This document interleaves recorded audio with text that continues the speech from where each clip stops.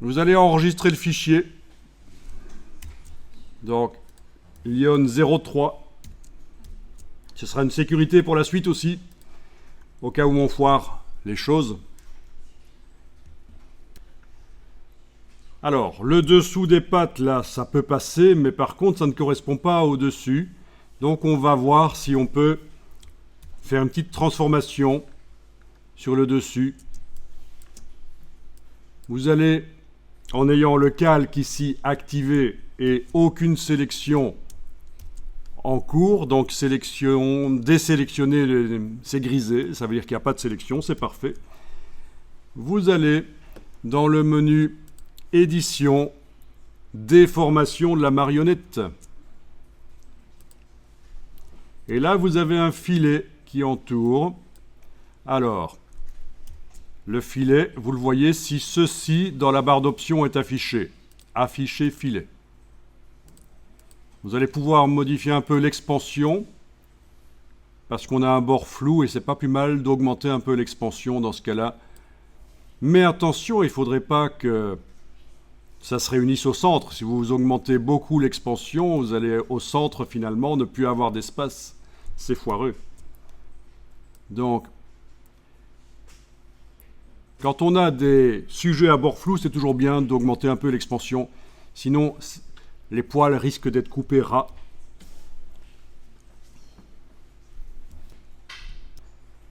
Si vous ne voyez pas bien ce que vous faites, il est possible d'enlever l'œil en face d'une des couches, notamment la couche verte, et vous avez tout qui apparaît dans une couleur différente. Là, je remets le vert. Si j'enlève le rouge, voilà. Si j'enlève le bleu, voilà. Donc, il est possible d'augmenter temporairement la visibilité, peut-être en enlevant l'œil en face d'une des couches de la palette des couches. Une des couches rouge, vert ou bleu. Voilà. Mais là, je vais les laisser. Alors, le principe, c'est qu'il va falloir cliquer en bas pour mettre une punaise. Là aussi, voilà, j'ai mis 2 punaises, vous voyez. Première punaise, deuxième punaise. Voilà. Si on a mis une punaise là où il ne faut pas, avec la touche Alt enfoncée, si on s'approche et qu'on clique sur elle, elle s'en va. Mais ça, c'est pour attacher les pattes en bas, en fait. Puis, je vais peut-être mettre une punaise ici, aux chevilles, et là, aux chevilles, oui. Et puis, une à l'extrémité ici, une à l'extrémité ici. Voilà. Alors, avec celle des extrémités, mais sans enfoncer aucune touche au clavier, je la prends et je commence à bouger et j'essaye d'ajuster. Voilà. Peut-être que la cheville aussi, je dois l'ajuster. Voilà. Il s'agit donc d'essayer de faire correspondre plus ou moins le haut de la patte. Voilà. Alors, il est possible d'ajouter des punaises pour essayer d'affiner un peu. Oui, il y en a qui se servent de ça pour affiner des silhouettes.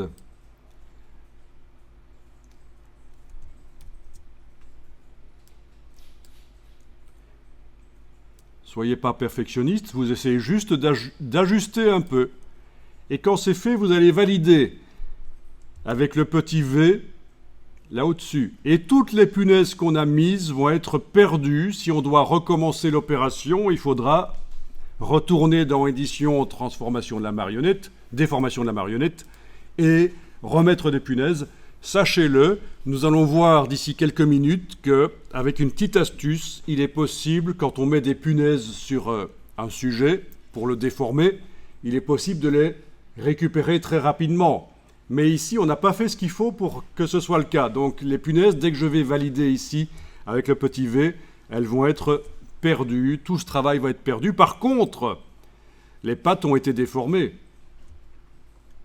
Quand c'est bon, quand vous avez appuyé sur le petit V ou la touche Entrée sur le clavier d'ailleurs, vous enregistrez Lyon 04.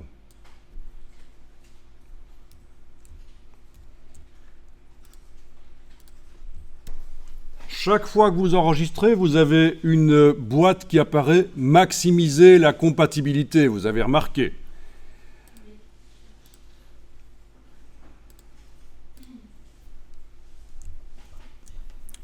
On pourrait cocher ceci pour ne plus l'afficher. Qu'est-ce que c'est? C'est pour rendre compatible le fichier Photoshop avec des anciennes versions de Photoshop. Si je dois l'envoyer à quelqu'un qui n'a pas la dernière version, celle sur laquelle je suis en train de travailler, il aura plus de chances pour arriver malgré tout à ouvrir. C'est rendre compatible. C'est utile aussi quand on doit utiliser les fichiers Photoshop dans d'autres logiciels qui ne sont pas Adobe, mais qui peuvent malgré tout ouvrir des fichiers Photoshop avec les calques. Le fait de maximiser la compatibilité pourra aider, faciliter les choses. Comme ça, vous voyez. Là, je coche ne plus afficher. Comme ça, à la fois suivante que je fais enregistrer sous, ça ne viendra plus. Et si ça me prend l'idée de changer un jour, de ne plus enregistrer des fichiers compatibles, ils seront... Parce que les fichiers compatibles sont un peu plus lourds sur le disque dur, en fait. Il suffira que j'aille dans les réglages. Ne le faites pas, je vous montre juste ici. Dans les réglages et que j'aille sur ce qui concerne les fichiers. Et ça se gère quelque part ici. Voilà. Maximiser la compatibilité, ça se gère là. Mais je ne vais pas le faire ici. Voilà. Alors, ça se voit quand même qu'il a comme des bottes. Quoique, monsieur tout le monde qui voit la photo ne va peut-être pas voir qu'il y a un problème. Voilà. Il faut savoir que les gens ont une vue globale sur les images. Et vous, en tant que spécialiste qui avez peut-être travaillé sur l'image, vous voyez qu'il y a une erreur, que c'est bizarre. Mais peut-être que la plupart des gens ne vont pas le voir tout de suite. Il faudra qu'ils aient l'image sous les yeux pendant plusieurs heures pour à un certain moment qu'ils voient qu'il y a un truc bizarre. Vous voyez, on a une vision globale sur les images. Ici, je suis sur YouTube et c'est un reportage sur les retouches Photoshop. Et dans ce reportage, à la 23e minute, il parle de quelque chose qui est arrivé. Ils ont fait une retouche sur le président Sarkozy et ils n'ont pas vu qu'ils ont fait une erreur. Et finalement, le président Sarkozy s'est retrouvé avec 3 jambes dans un très grand journal à des millions d'exemplaires. Enfin, millions, j'exagère peut-être 500 000 exemplaires. Je pense que c'est Paris Match, en fait. Voilà, c'est à cet endroit-là. En fait, ce qui se passe, c'est qu'ils ont supprimé un garde du corps qui était derrière Sarkozy parce qu'ils jugeaient que ça n'apportait rien à la photo. Mais ils ont oublié d'enlever la jambe du garde du corps et on se retrouve finalement avec... Alors là, j'ai un petit problème d'accès web, mais vous voyez à peu près. Et donc, pourquoi je vous parle de ça? Parce que vous-même, en tant que retoucheur photo, truqueur photo dans Photoshop, vous pourriez également avoir une vue d'ensemble sur la photo et ne pas remarquer que vous avez oublié quelque chose. Donc, quelque chose d'intéressant également, c'est, et là je vais faire dans Google, si vous voulez vous amuser un jour à regarder ça, parce que les exemples, il y en a énormément en fait. Si vous tapez dans Google Photoshop Disasters, partie images, vous allez tomber sur plein d'exemples. Alors, il y a des exemples où oui, ça se voit que c'est foireux, que c'est des trucages photos. Il y en a où ils ont vraiment exagéré. Sur les canons de la beauté, ils ont fait des choses impossibles. D'ailleurs, dans le reportage, on parle aussi des jambes extra longues. La personne dit qu'elle déteste faire ça, en fait. Elle a appris l'infographie et... elle fait ça et on lui demande de faire ça, mais c'est moche, elle trouve ça moche. Voilà, des jambes extra longues. Ça existe dans la vraie vie, hein. Il y a des gens qui se font allonger les jambes, vous êtes au courant. Mais souvent, ça se fait dans le logiciel. Et alors Photoshop Disasters, voilà, vous allez certainement retomber sur la photo de Sarkozy quelque part. Et c'est les erreurs Photoshop. Notamment sur des magazines, on retrouve à un certain endroit, voilà, ça c'est pas mal. Il y a des choses bizarres. Il y a parfois 3 mains sur les personnes parce qu'ils ont mélangé 2 photos dans le photoshoot. Il y avait 2 photos un peu différentes, ils les ont mélangées.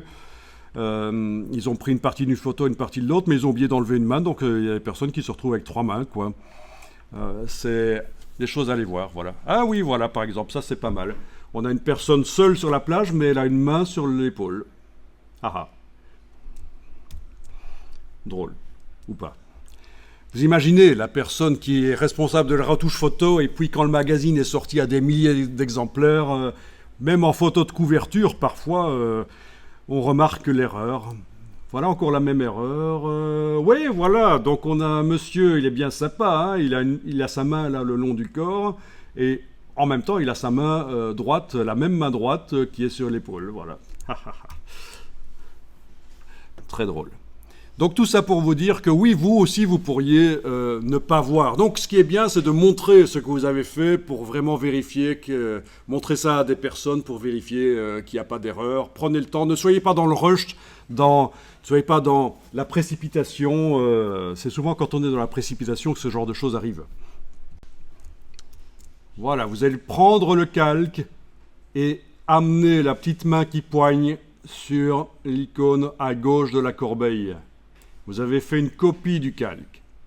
La copie, vous allez enlever l'œil. On va travailler sur l'original ici. Pourquoi ? Parce qu'on va faire 2 méthodes pour arriver à faire la fusion entre ceci, les pattes additionnelles, et la patte d'origine. On va faire 2 méthodes. Donc vous devez absolument dupliquer le calque. Comme ça, vous allez voir quels sont les avantages de la deuxième méthode qu'on va faire par rapport à la première. Vous avez dupliqué le calque, la copie au-dessus, c'est important, elle ne doit pas être affichée. Et vous travaillez, c'est important, c'est activé ici, vous travaillez là. Parce que oui, si vous êtes dans cette situation-là, c'est du n'importe quoi. Vous êtes en train de travailler sur un calque qui n'est pas affiché, et vous avez affiché un calque sur lequel vous ne travaillez pas. Et quand vous essayez de prendre le pinceau ou quoi que ce soit, vous avez une interdiction, et quand vous insistez, vous vous dites oui, ben non. Le calque de destination est masqué. Alors là, on adore les messages chez Adobe, c'est vraiment très clair, surtout pour les débutants. Ils pourraient faire des choses un peu plus explicatives quand même, mais bon. Donc, j'active le calque qui est affiché. Celui du dessus n'est pas affiché et il n'est pas activé non plus. Et on va prendre la gomme. Est-ce que vous voyez la gomme ? Là. Outil gomme. La gomme, vous allez modifier sa brush comme on a fait pour le pinceau, c'est-à-dire CTRL-ALT, clic droit sur le PC, clic gauche sur le Mac.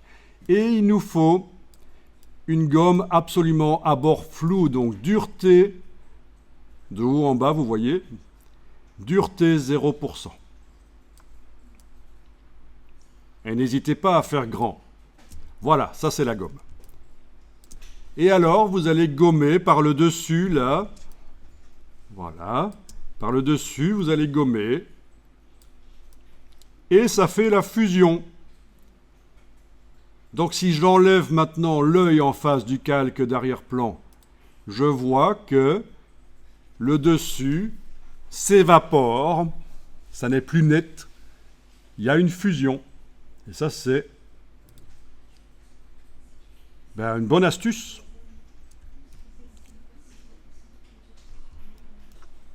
Enregistrez le fichier quand vous avez fait ça.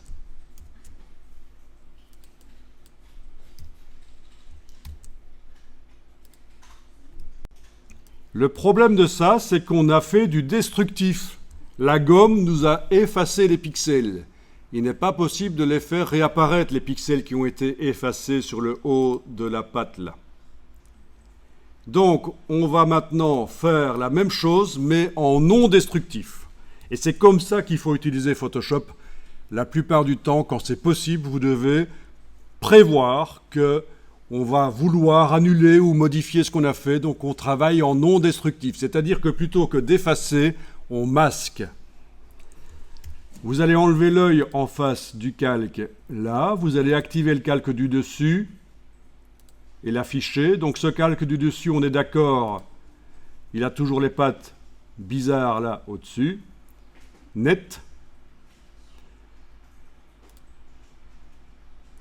Et on va ajouter sur ce calque ce qu'on appelle un masque de fusion, qui porte bien son nom, c'est pour faire des fusions. Et pour ajouter le masque, vous devez cliquer sur l'icône de masque.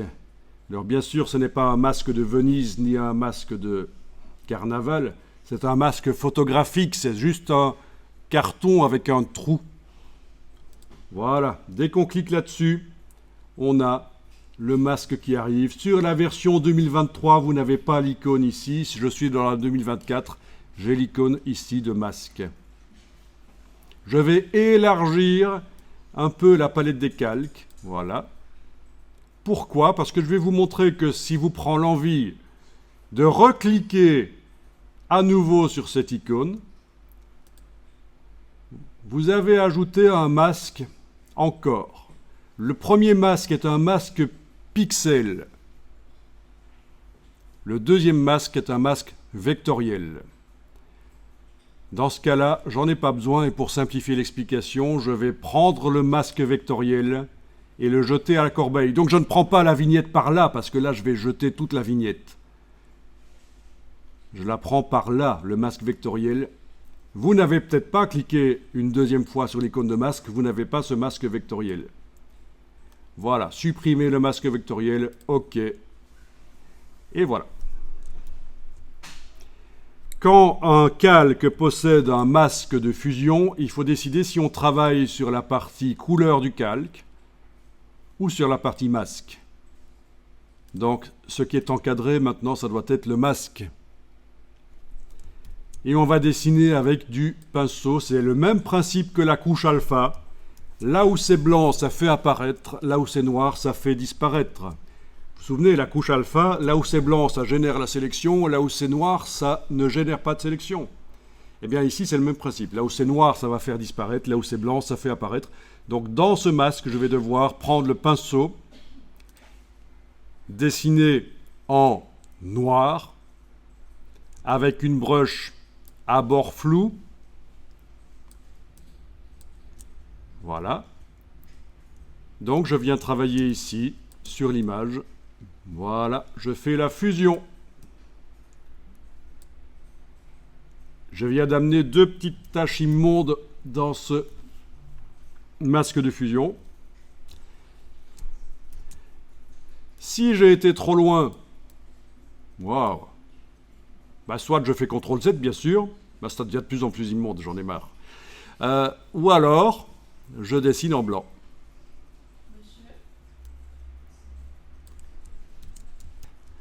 Donc voilà, avec le blanc, je fais réapparaître, j'ai redessiné dans le masque. Donc, c'est du non destructif. Touche X, je redessine en noir. Voilà, je viens modifier éventuellement. Alors au niveau couleur, c'est peut-être pas tip top, ça correspond peut-être pas, mais voilà, ça paraît quand même assez convaincant. Vous enregistrez le fichier quand c'est fait.